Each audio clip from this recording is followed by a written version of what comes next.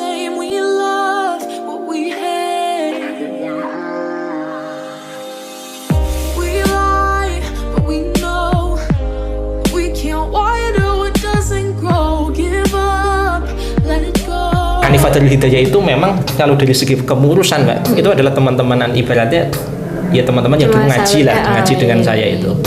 Mulai dari ketua yayasannya, kemudian sekretarisnya, bendaharanya, pengawasnya itu semua. Jadi malah nyaman ya di situ karena udah kenal gitu. Karena kita kepinginnya itu dalam pengembangan Al-Quran itu kita tidak dirisaukan lah dengan birokrasi yang bermacam-macam. Makanya kalau itu adalah teman-teman kita bisa bergerak cepat.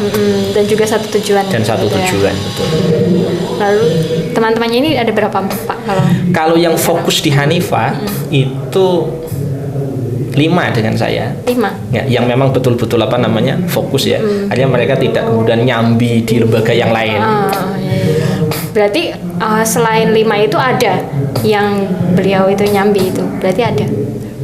Ada, cuma tidak begitu fokus. Tidak begitu fokus. Berarti yang 5 ada 5 itu saya, kemudian ada namanya Mas Fathur Rosyadi, itu malah alumni Tambak Beras. Beliau itu dari Lamongan. Itu yang yang ketua bidang pengembangan pembelajaran Al-Qur'annya. Kemudian ada lagi namanya Mas Fusi Hanafi, itu malah S2 UIN tapi jurusannya itu ekonomi. Bisa di situ ya. Nah, beliau ini memang tipe organisatoris Mbak. Jadi saya sering berbincang-bincang dengan beliau berkaitan dengan bagaimana ya pengembangan dari Al-Qur'an, termasuk yang desain Hanifah itu diantaranya Mas Fusi.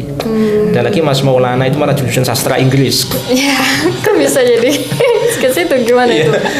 Ya karena memang di samping kuliah dia kan ngaji ya, di tempat saya itu ngaji. Yang teman ngaji ngaji sastra Inggris, terus kemudian dilalah suaranya juga relatif lebih bagus dari yang lain ya. Yang itu kemudian kita minta untuk menjadi istilahnya quality control Mbak. Jadi kalau dalam bahasa kita itu direktur klinik tahsin. Jadi untuk menjaga kualitas bacaan Al-Quran itu di bawah beliau. Kemudian ada satu lagi jadi yang mengkoreksi itu kita amanahkan ke beliau. Kemudian ada lagi Mas Dio. Kalau Mas Dio itu desainer yang memang jurusannya memang itu desain. Desainer apa ini? Cover begitu. Buku dan lain sebagainya. Dan kalau Hanifatul Hidayah ini berarti udah ada berapa?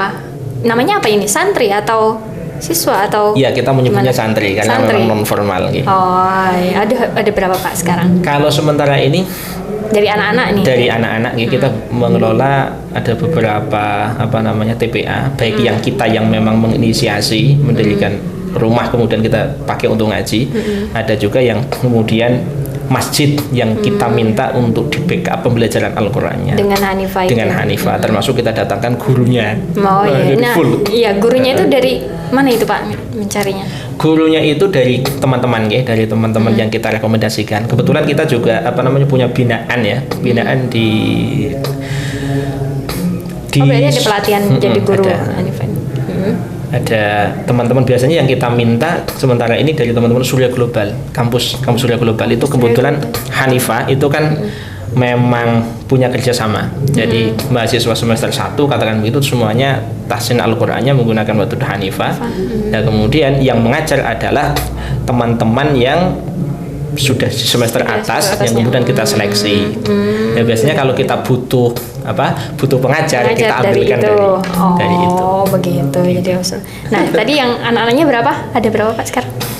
Kalau dijumlahkan nih. Kalau data realnya kayaknya kalau di total sekitar 80 sampai 100 lah. Karena kita juga ada yang di Lubuk Linggau juga.